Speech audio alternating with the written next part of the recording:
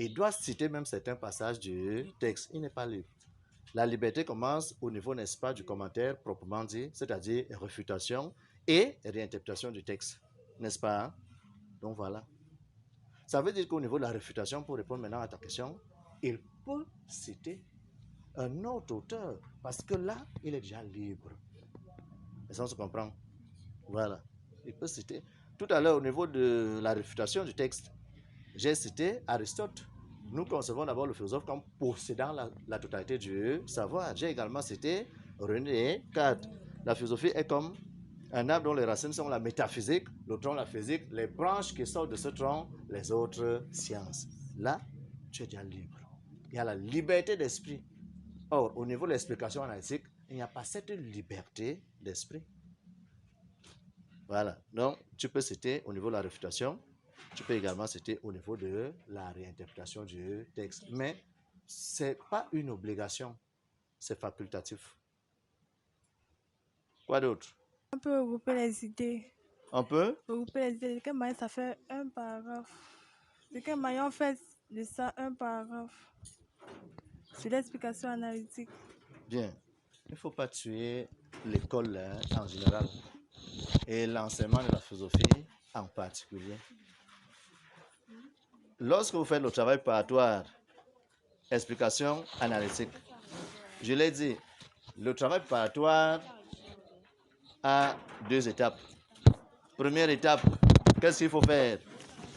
Procéder au découpage du texte. Donc, il est question de déterminer le nombre de mouvements ou d'articulations du texte. Deuxième étape, proposer un titre à chaque mouvement ou articulation. Je réponds à la question. Tu m'as posé une question. Voilà. Maintenant, si vous avez 2 idées, autant d'idées, autant de paragraphes. Ça veut dire que si vous avez 2 idées, il faut 2 paragraphes. Vraiment. C'est comme ça.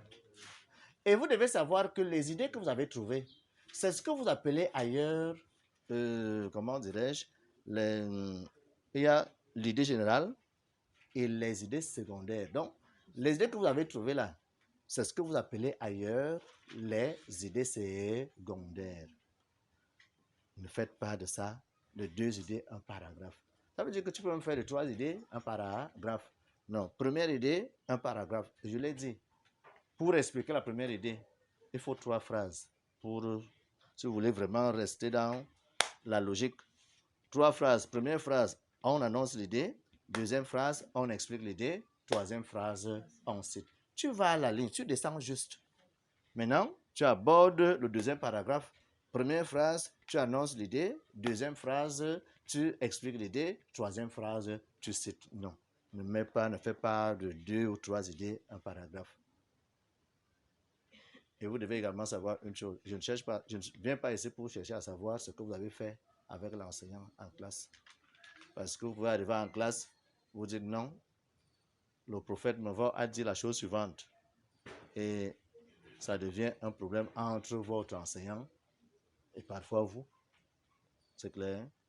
Voilà. Donc ne venez plus me poser les problèmes. L'enseignant a dit ceci en classe, vous venez me dire, monsieur, notre enseignant a dit la chose suivante, et ainsi de suite. Ça veut dire que vous voulez déjà nous faire cogner les têtes.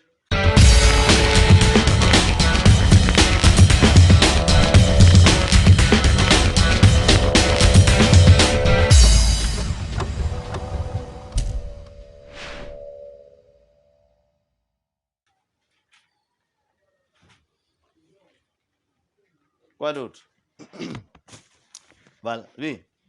Monsieur, si on dit dans une structure, quand tu procèdes au découpage du texte, tu te rends compte qu'il y a 3 articulations. Tu peux décider de faire 2 articulations, de faire 2 par exemple l'explication. Bien, je l'ai dit la fois dernière, c'est à toi maintenant de savoir gérer. Le plus important, c'est le thème, le problème, la thèse de l'auteur et la problématique, parce que du thème du texte découle le problème philosophique. Du problème philosophique découle la thèse de l'auteur et la thèse de l'auteur découle la problématique. Donc, il y a un lien étroit entre ces 4 éléments. Si c'est bien fait, le reste n'aura pas de problème. Peut-être, si le texte a 3 idées et que vous faites ça peut-être en 2 idées, il suffit juste de bien gérer. C'est tout. Mais si vous ratez le thème, le problème, la tête de l'auteur, c'est fini.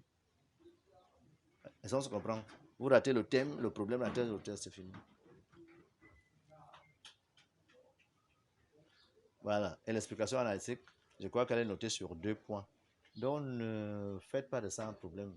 Si peut-être vous estimez que c'est 3 articulations, bon, il suffit juste de bien gérer. Ça peut faire 2 mouvements. Vous gérez comme il se doit. Vous passez. Quoi d'autre? Quoi d'autre? Bien, on prend l'introduction. C'est la première tâche, n'est-ce pas? Hein? Première tâche. Bien, c'est le texte. Voilà. C'est le texte, n'est-ce pas? Texte de Martien Towa. Une personne pour lire le texte. Nous l'avons lu la fois dernière. Donc, une personne pour lire le texte. Qui n'était pas là la fois dernière? Il faut venir à l'école. Puis est peut-être la seule discipline qui a le courage et la force de soumettre ouvertement l'absolu à la discussion, de le prendre comme objet des débats publics, débats qui ne sont pas seulement formels, puisqu'ils aboutissent souvent à le détrôner. Le philosophe n'est ni neutre ni désintéressé. C'est peu de dire qu'il a opté pour un absolu. Il est militant de son absolu, et en cela, il diffère du simple savant qui affiche devant son objet d'étude une attitude neutre. Mais l'absolu du philosophe n'est pas un mystère dont il détiendrait seul la révélation. Il sait son absolu et entend le démontrer par des arguments. Il fait appel à la raison, à la pensée critique, et non pas à la peur ou à la confiance. Voilà, la fois dernière, nous avons fait le travail par toi. Hein? Oui, monsieur. Voilà, jusqu'à la problématique, n'est-ce pas? On peut donc à présent rédiger l'introduction, n'est-ce pas? Hein? Voilà, vous notez donc, le texte à commenter est extrait de commenter ER à la fin, est extrait de essai grand E. Essai grand E. Sur la problématique philosophique dans l'Afrique actuelle de Martien Towa. Le texte à commenter est extrait de essai sur la problématique philosophique dans l'Afrique actuelle de Martien Towa. Dans l'Afrique actuelle de Martien Towa. Actuelle, une Afrique actuelle, 2 LE. De Martien Towa. Vous soulignez le titre de l'ouvrage. Essai sur la problématique philosophique dans l'Afrique actuelle. Réussir, c'est ça qui va se passer de façon constante, permanente. Voyez-vous en train de réussir, voyez-vous en train de gagner, voyez-vous en train d'améliorer votre vie, voyez-vous en étant heureux dans votre futur. Nos pensées deviennent des faits, ce n'est pas le hasard.